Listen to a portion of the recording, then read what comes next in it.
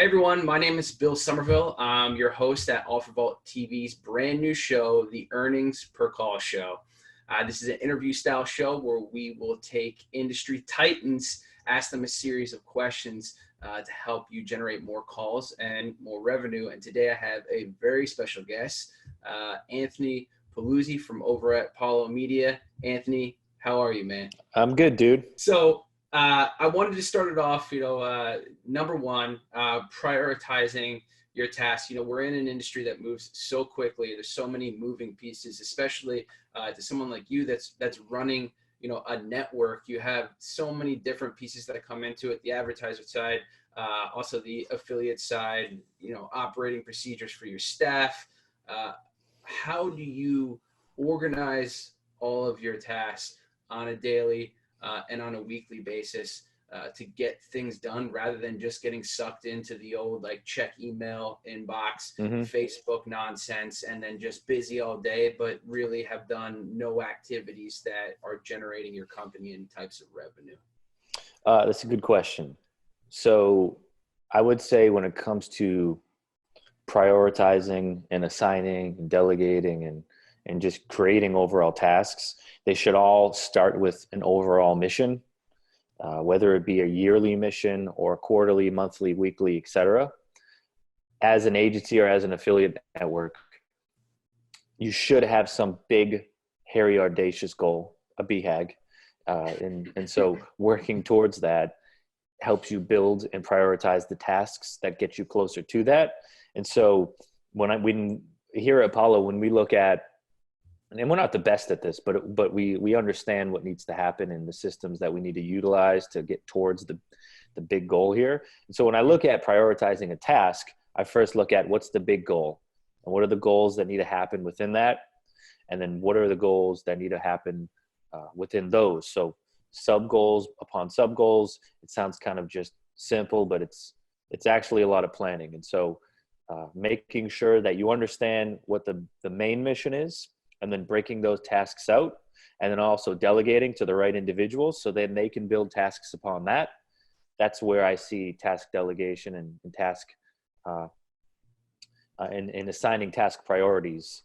That's where I see success happening. So making sure you understand what you need to do, what your team needs to do, what success looks like, and how to break it out is as important as just creating tasks alone, because everyone can create a task. Everyone can create a goal. It's really cool creating goals. It's really cool thinking like when you're a kid, I'm going to be an astronaut or some shit. But getting to that point, you need to do a lot of different things and take different steps. So we look at it as focus on the big prize. Don't micromanage too much because your team should know what to do to get there. And then make sure you assign your own tasks to help climb that ladder of that big task. And I hope that answers the question. No, that's great, man.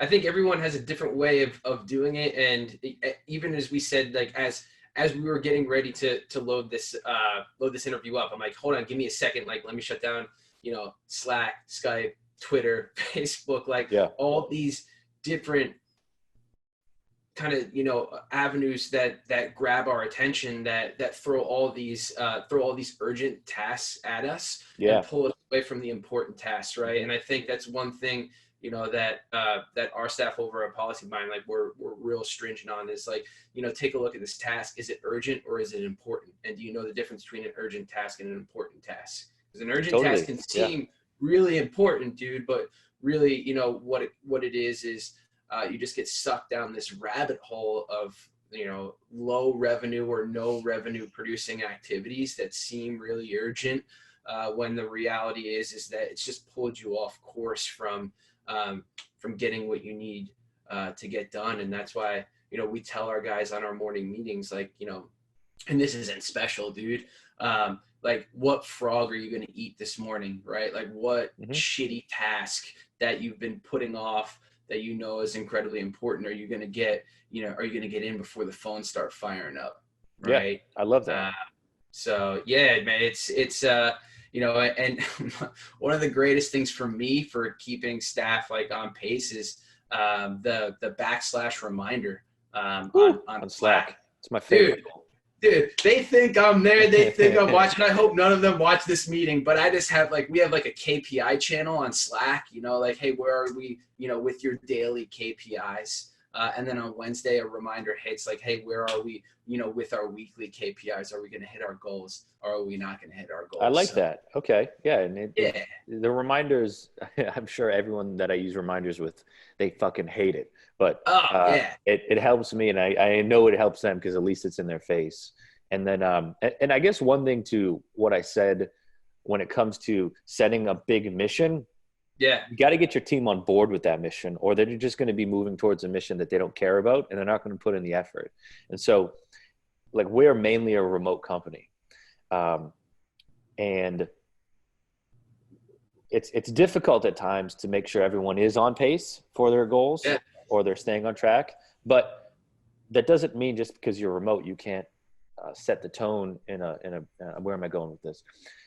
Just because you're remote, it doesn't mean that it's going to be more difficult to set the tone. Get your team once a year, once a quarter into the same room, maybe build it around an event like a Leads Con if there's no, there's no virus going around the country, but get your team together, set the tone, and set the plan. And then from there, it's going to be so easy to just stay on that roadmap that you set and say, okay, guys, we all agreed when we left Boston. That's where we all came for our Christmas party / 2020 kickoff.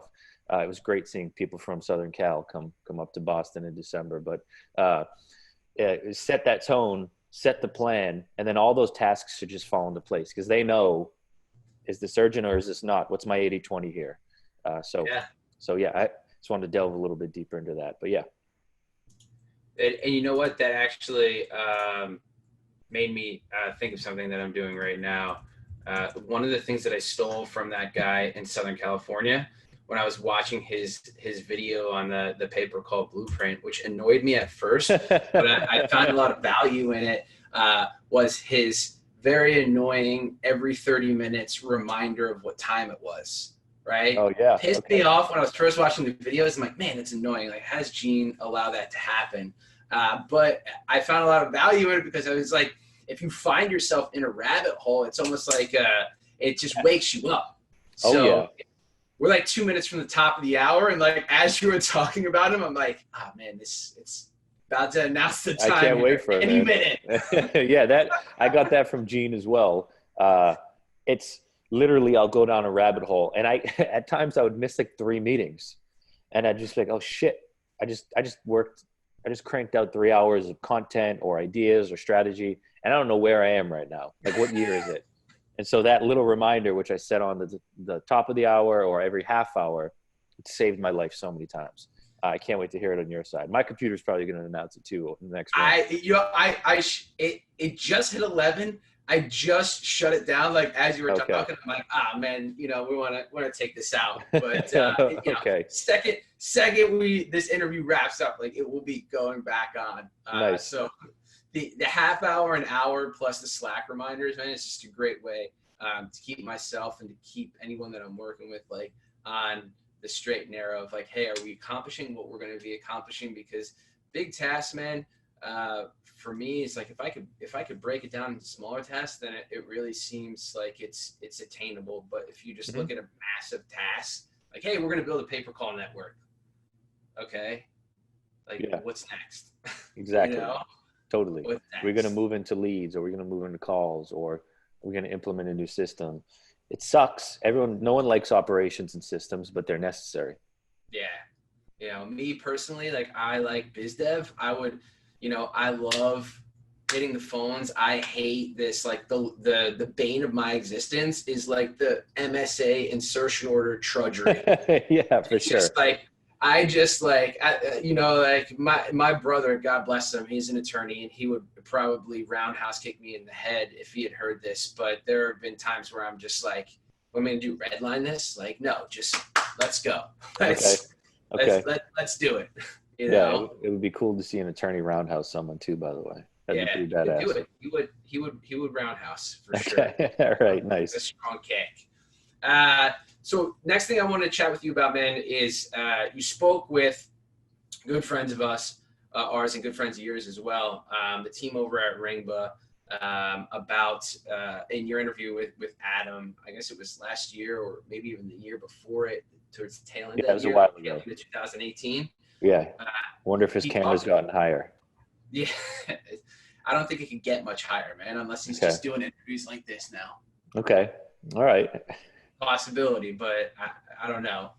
So you spoke with him about protecting yourself against advertiser fraud, right? Like what you can do. And the big takeaway that we took from it when we watched that episode was take a prepay.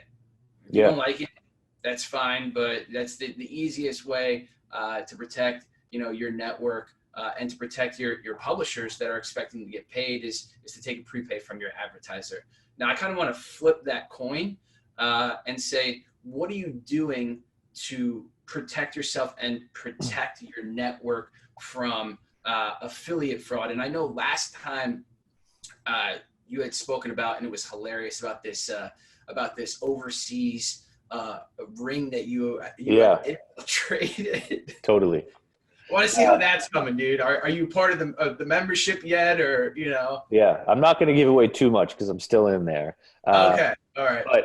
But to get to that, there's obviously so many different ways someone can fraud you, whether it be on the advertiser side or on the affiliate side. The advertiser side is kind of, they don't pay you. Maybe they hang up on calls early. I mean, there's really not too many ways.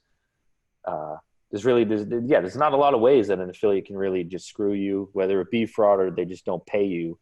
But the affiliate side is different because affiliates are curious and they're scrappy. Yeah. Very crafty. And I love it because that's what makes a good affiliate, when you media buying and finding a new media spot. But there's also that dark side of it, which affiliates can use for fraud. And I'm not saying black hat, because not all black hat is technically bad for a network, but there's so many different crafty ways that an affiliate can fraud a network. And so we start by protecting ourselves on the front end in terms of the onboarding process. And I'll get to that scam ring, whatever you want to call it, in a minute. But sure. The biggest piece of our, we can call it fraud mitigation. We can use that big fancy word, is that we look at the onboarding process, our front door to this party, as the hardest front door you can get through, but also a friendly front door. So you can't just hop onto our network and claim you do something or say, or really just, talk a big game and then get on. You can't really just do that with us. And why you can't do that with us is because, I guess, to be blatant, we can usually seek out a lot of bullshit. So our entire team, we train them on how to use Google Ads, or going through different advertising courses, the psychology of an ad. They're up to date on different compliance issues within our industries, maybe even different ad regulations that are happening now. Our entire team is Google Ads certified. So they know exactly what to look for or to spot out when an affiliate says something. So, if with credit repair, for example, an easy way to look at if an affiliate's lying is they're telling us they're running credit repair on Google search. It's not true, because you can't do that on Google search anymore. Maybe an affiliate is boasting a ridiculously high click-through rate or something like that, or their landing page just doesn't look quite right, or something. We're not pessimistic. We just know what to look for, and we know what the red flags can be. Sure. And then on top of that, we've been around for a while, so we've built up a lot of best practices to help us spot fraud, seek out fraud, and how to deal with it when it comes about. We have a strong front door. We have a great bouncer at the front door. We take those affiliates through a process of getting to know them. If they're talking shit, if they're not being transparent, sometimes they are a very valid affiliate. They just won't be transparent with us. And we Okay. just can't take a risk because we're going into this as a partner. We're not going to this as just, we're going to give you an offer. We're building a relationship with that affiliate. We want to know what their goals are. We want to know where they've failed or what their struggles are, so we can help them to get there, because that's our job as a network. It's to provide them with great offers that they can make revenue, to help them hit their business goals personally, provide them more tools and insight on how to be more successful, and make sure they get paid and all these things. That's why we exist. We're not here to just make a margin. We're here to help our advertisers and our affiliates succeed. And so, Sure. so I look at it as that onboarding process, that front door is crucial, because once they get through the onboarding process and it's airtight and it's set up the right way, you shouldn't see a lot of fraud on your network. You shouldn't see a lot of bullshit, because you haven't let anyone in that shouldn't be in. You're not letting someone into the party that's going to start a fight. You want only good people at this party that are going to have a good time and make the party better. And so Sure. that's crucial for us. Now, that's awesome. You can say that, but it's not always going to work. It doesn't always work for us too. So you got to look for different things when they're running, or when they want to run an offer, or let's say they're running an offer too successfully. And like I said, we're not pessimistic, and we're not trying to say, hey, don't be successful. We're just keeping our eye on things. If someone starts let's use a very difficult offer. Let's use I don't know. It doesn't even matter. Let's just look at an offer that's historically difficult to convert. It's not high volume, or you don't really want to rush into it. If an affiliate hops onto our network, or hops onto your network, if you're an affiliate network owner and you're watching this, and they want to get started immediately, they've been onboarded, and then the calls just turn on quick. There's a shit ton of calls in an industry that's historically hard to make work. It's kind of a red flag at times, because I look at it as, how'd you turn that on so quick? And as well, what is it that so urgent? yeah, what's the urgency here? Why didn't you take the steps to ensure that this may or may not be successful for you? Because as an affiliate, you don't want to turn calls on so quick and then realize the offer sucks, Yeah. and not have billable calls, and now take a huge hit with your cost and not make any profit. So we look at it as, we're trying to understand what your goals are, and then align those goals with the campaigns that we have available, and then ensure that we're meeting those goals for you, and then just spotting any red flags. And so I hope that example made sense. I kind of went on a tangent there. No, I mean, that's wasn't a tangent, man. That's experience, coming through. Like, it sounds like you've seen a bunch of like red flags, like when it comes to onboarding affiliates, which is why you've made your onboarding process so stringent. Yeah. And that's awesome, man. That's probably why you're a recognized network. Oh, well, yeah, thank you. I think on top of all that, it's important to have a QA process. If you don't have a QA team, or just some type of QA system, you're probably going to run into a lot of issues. Someone should be listening to that call, whether it's the affiliate manager, the client manager, operations, dedicated QA rep, whoever. You should be listening to those phone calls. If something sounds fishy, if these callers are just way too ready to buy, but don't buy. Yeah, we're way too ready to buy, then don't buy. They all drop after 5 minutes. Maybe all of them are landlines. Maybe they all come from a certain city. This is all just like intelligence that you need to build as you go through. So sometimes you gotta throw yourself into some shit to understand what it looks like. Because then you know what to look for. So there's different steps there. It's make sure your onboarding is really strong. Make sure that onboarding process is strong, not just to prevent fraud, but don't waste your team's time. Yeah. Time is a resource that you don't want to waste. So don't waste your team's time on affiliates that aren't being transparent or even just fraud. Then ensure that you know what red flags look like. Look at the metrics. Use logic to try and understand, is this right? Is this wrong? And then implement a QA process for after the fact. Make sure these calls sound good. Provide feedback to the affiliate. provide feedback to the client. And those are kind of the 3 steps when it comes to handling an affiliate. Now, if you'd like, I can go into that example that I told you last time. Well, if it's an open case, man, I don't want to, No. I'm not going to say there's a ton of people watching this, but I mean, we'd like there to be a ton of people watching this. So one thing that I do myself and my team does is we use Google Alerts a lot. And Google Alerts, if you guys don't know what it is, it just alerts you whenever a new keyword or any phrase or keyword that pops up on the web. Google Alerts will say, hey, this popped up, this came up. So pay-per-call network, I have a ton of Google Alerts. And one of those alerts are pay-per-call, because something's happening in pay-per-call, I want to know about it. It could be something good. It could be something irrelevant. It could be something bad. And so with one of my Google Alerts, it triggered for pay-per-call. And so I looked at it, and I looked at what really was in the site and the content. And I realized that these were job postings in another country for mystery shoppers, essentially. And they were recruiting individuals to join their program to learn how to be a mystery shopper for pay-per-call. And they used that in their job post. So that's why Google caught it.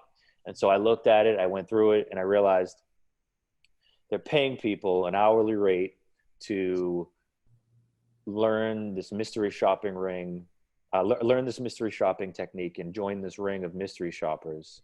And they were doing this with pay-per-call network offers. And so it must be very profitable, because if you're paying a lower wage just to make phone calls and you're making very big payouts on a call campaign, it can make a lot of money for running a network. So with this, I found what they were teaching. I went in, they offered an upgrade to learn the advanced mystery shopping course. I paid for that. Oh, nice. Yeah, so I paid for that. And it's still going on. It's still going on. And so they are still trying to push offers onto people. It's luckily none of those affiliates have hit our network. And so what I extracted from that was they were all coming from the same country, and they all came in flocks. And so when I saw that alert, I saw that the job posting was for citizens within a certain country. I don't want to say the country. No. Yeah. Don't say it. It's the case another affiliate is in that country, and now all of a sudden they get blacklisted and they're actually legit. But they were all from a certain country. And then 2 weeks later, as I was in this course, they started to release, now this is what you got to go do to use your talents. And then look what I see now. A shit ton of applications hit our network from a certain country. And then we have, so unfortunately we had to do really just a across the board ban from individuals in that country. But we also had conversations with these applicants, and they couldn't really answer the proper questions on how they'd market. So it was a high probability that they came from that course. And so we were able to prevent all of these mystery shopping publishers from hitting our network. And that's just by keeping an ear to the market. You got to make sure you know what's going on out there. You got to understand what type of fraud is out there, because when you discover the fraud, you know how to pivot against it, and you know how to protect yourself against it. If you don't know what it is that you're trying to protect yourself from, you're going to have a hard time spotting it. And then when that happened too, we have a group at PALO. We have a group of other networks that we work with that we trust. And so we share information with each other to ensure that they don't get harmed by possible fraudulent publishers, or they stay ahead of the curve when it comes to these mystery shopping scams and these rings. And so that information is extremely valuable. Not just are you staying up to date, but are you sharing information, and are you gaining information from your partnerships in the industry? Your competitors don't need to be your enemies. They're your competitors. You don't want to share too much with them, but when you give value, you're going to get value back. So share that information. the right way. So that was just one instance of how we protect ourselves from fraud by just keeping an eye on the market and then building systems around that. And it's also kind of fun just being in this ring, seeing people do this.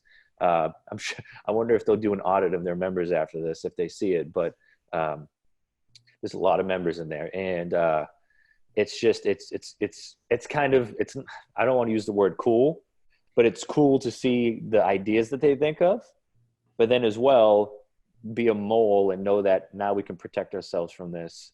And personally, I call it Operation Danny Brasco. So because I'm in there and I still got to make sure I keep an eye on things. That's it. That's awesome. That is an awesome story. That's great. So, man, you have a lot going on, man. I know that you wear a lot of hats. I mean, you're active in your Facebook group, which I know you have your own show that I've listened to a couple episodes. I think that you've put up, and I've gotten tremendous value. I have not just the guests that you've had on there, but also just like how you've laid the show out. Same thing with Adam over at Ringba, and there's a few other podcasts when I was out at Lead Generation World. A couple guys in the industry started just podcasts that have been put on Spotify that we've gotten a lot of value out of. I think Jake Sullivan, I think he was over at Convoso for a hot minute, is doing all things telesales, which is really cool podcast. If you check that out. Okay, yeah, I'll check that out. From that. But you, like I say, you wear a lot of hats, man. You're president. You're doing the podcast, all this other stuff, and you're also a family man, right? Something big for me is just making sure that I shut down at a particular time, so I can give that time to my family. Do you have something that you do, or kind of like an operating procedure for work-life balance, man? Like what does that look like in a snapshot? An SOP for the home? Standard operating procedure for the home. I'm definitely not a great example of work-life balance, unfortunately, but I know kind of the best practices, I guess, if you want to call that, of what you should be doing. And I know how it works when you actually use it. I guess it kind of comes down to the task, like how you said tasks too. Like, what do you want to do? Yeah. When you talk about work-life balance, well, there's work. You know what you're doing for work, but what's the life part? Because everyone's life is different. If you have a kid, you want to spend more time with your kid or kids. If you have a girlfriend or boyfriend, or you're married or whatever, you want to spend more time with your significant other. Is that the goal? Or maybe you're just single and you want to go out and have a good time.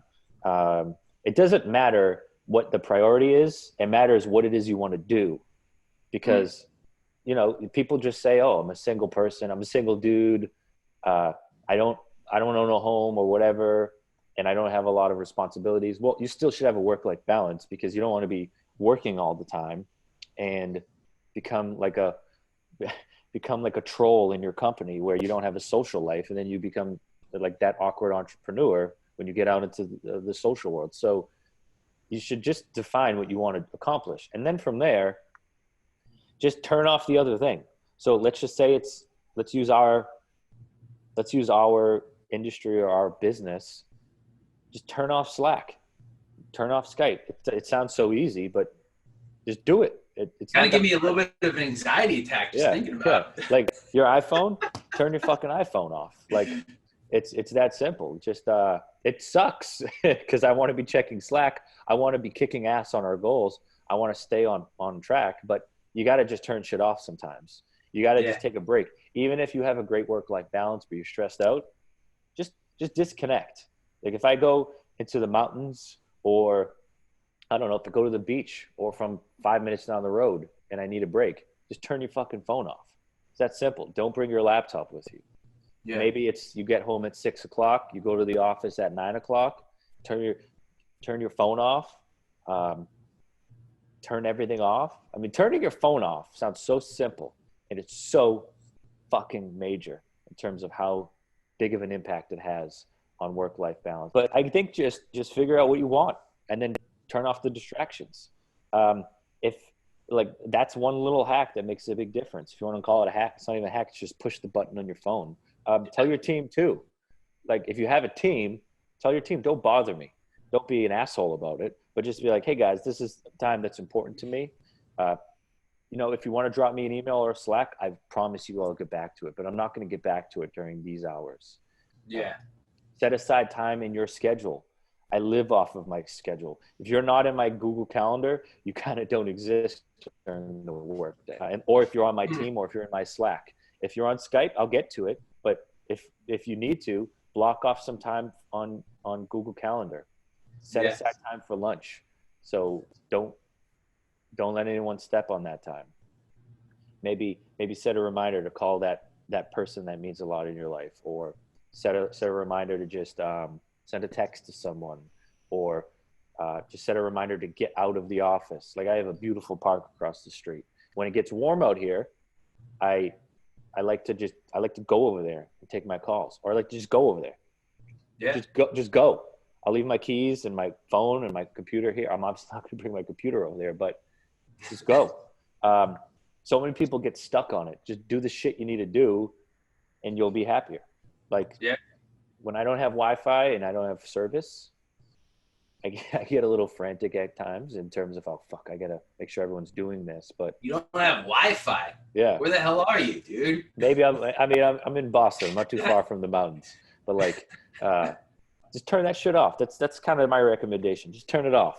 That's it. We're going to quote you on that. Just turn that shit off. Yeah, Work-life balance. Yeah. Just fucking turn that shit off. Yeah, that's it. It's not hard. People think it's hard, but it's not. Money's always going to be there. Your time is not. So that's it. Yeah. Most important non-renewable asset is time. Mm-hmm. Right. Yeah, you got it. Something that a mentor has told me. It's like, there's always going to be money, man. Yeah. Yeah. So it's good. And it is, man, it is simple. And I didn't think it was going to be a hard question for you to answer, but I like to throw it out there because it reminds all of us, including the two speakers on the show, like, hey man, like as we were talking about in the beginning, like what's urgent and what's important. Totally. Right. Yeah. So that just reminds me, what's important. Yeah. And so, if you're a leader of a team, of course. Yeah. If you're a leader of a team, if you know how to do it and you feel as if you got a good system, like make that part of your talk track with your team.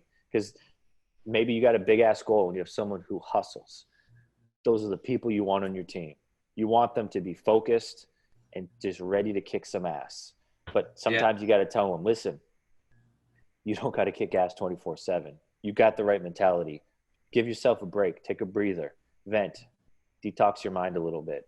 And then you're probably going to come back 150% better. So make sure you implement that into your work style for your team too, because that's going to build your culture. You're going to have happier team members, and you're going to bring on A players because they'll see your culture stronger. It's going to be a great trickle effect. Right on, man. Well, hey, thank you for taking this call and doing this interview in the middle of the day. If somebody wants to get a hold of you or the PALO team, man, like what's the best way for them to do that?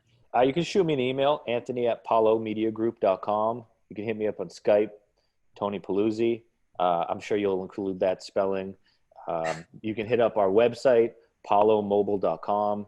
As well, PALO is hiring in a couple positions, affiliate side and client side. So, anyone with experience in the call space. I'm going to use this shameless plug, man. I'm sorry. Anyone with experience. Come on, do it. I'm wearing a t-shirt the whole time. All right, I got you. Yeah, anyone with experience, feel free to hit me up. We're always looking to partner with anyone in the space that has experience and wants to grow. Not just affiliates, but we always love to grow our team. So those are the ways you can reach me. You can check out the Caller Meetup Facebook group. Just search Caller Meetup.